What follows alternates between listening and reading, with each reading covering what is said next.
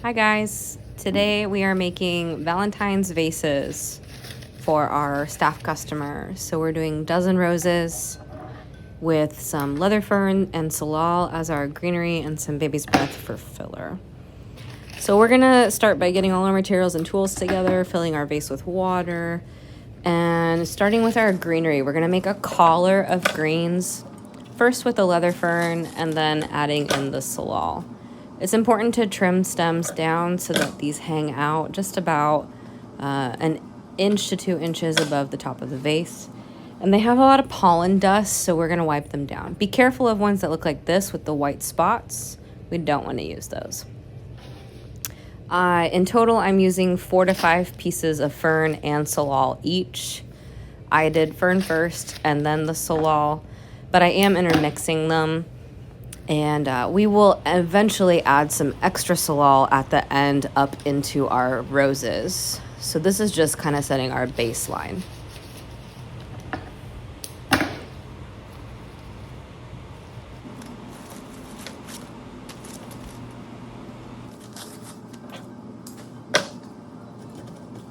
I'm going to continue to place them in the vase, double checking my spacing and balance.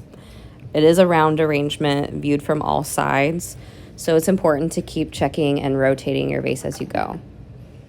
Okay, now we're gonna start to add our roses. I'm gonna work this kind of in a pyramid scheme, so I'm gonna start with my center rose, my tallest rose, and then you'll start to see me kind of knock it down about an inch in our secondary level and another inch as I rotate around the vase. But you're gonna kind of see a pyramid or a triangle shape here for a little bit just to kind of get the baseline. You've got a dozen, you've got 12 whole stems.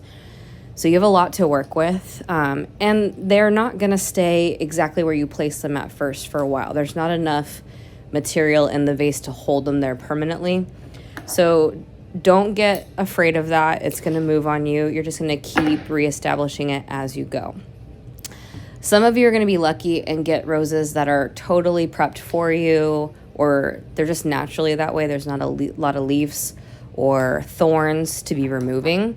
And some of them are already a little naturally shorter for you, so you're lucky. Others of you are gonna have ones chock full of thorns, so be very careful. Luckily, we're not doing wrapped bouquets, so some thorns are okay. You just need to watch as you're placing them as the arranger. But remember that we have clear vases and we can see everything. So try to keep definitely naked stems in the water, but also wiping them down before you place them if they're showing little leaves that could fall or some dust. And then sometimes those thorns can get ugly if they're super knotty, so just be careful.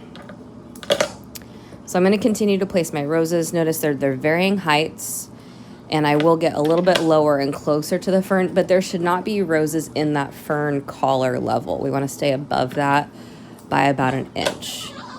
Trying to keep all sides balanced and rotating that vase as we place these.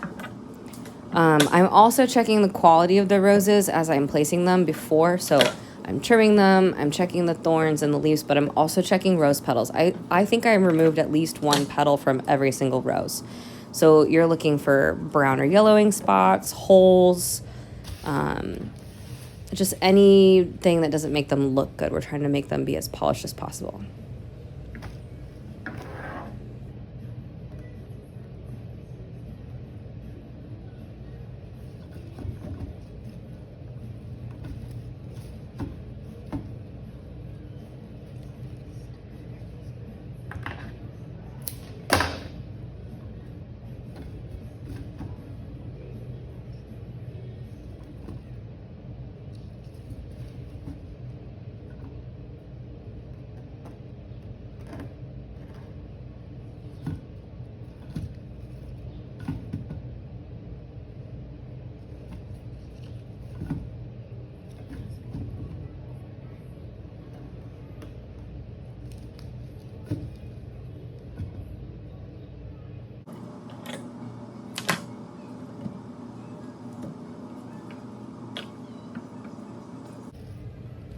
Okay, now we're gonna start to add our filler, our baby's breath. I'm in total going to add about 3 to 4 stems, just depending on the fullness of the baby's breath.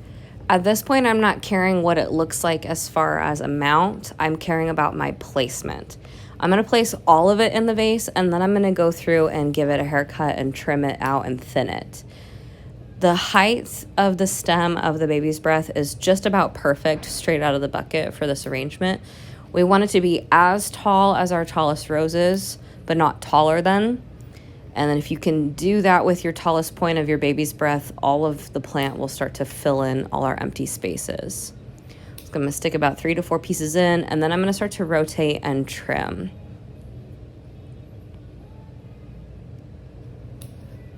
Once we're done trimming, then you can start to play with the location, and this will also help your roses stay in their location that you want them to, so you can kind of take your fingers and maneuver the baby's breath in and around the roses, and they'll kind of act together as a support system, like a pillow.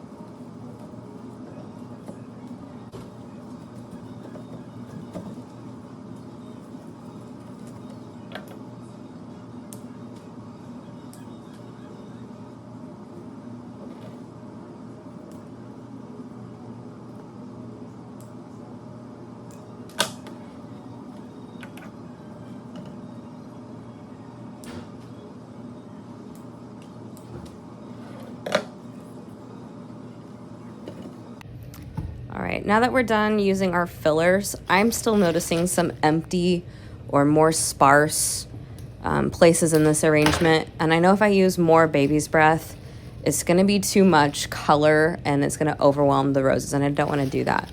So instead, I'm gonna go back to the Floral and add a few pieces. I think I'm gonna add 3 or 4 pieces in total.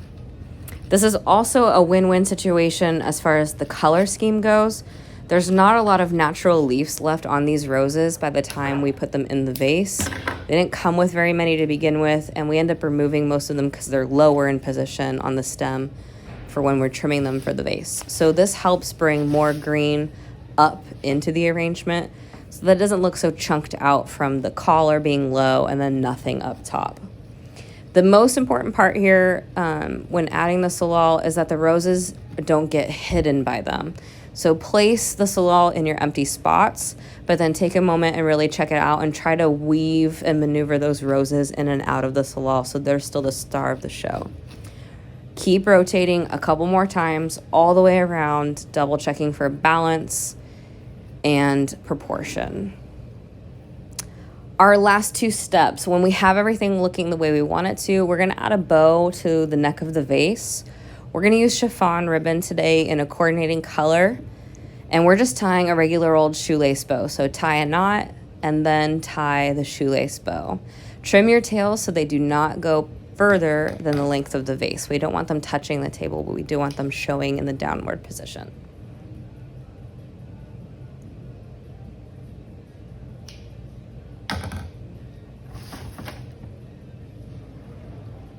Ta-da! All right, one last look. Our final step today is to spray our arrangement with our preservative spray. We want to make sure to definitely get all the roses, but as much of the arrangement as we can get, the better. It will help it last longer. It'll slow that aging process. So definitely spray the crap out of it. And then we're done. Happy Valentine's Day.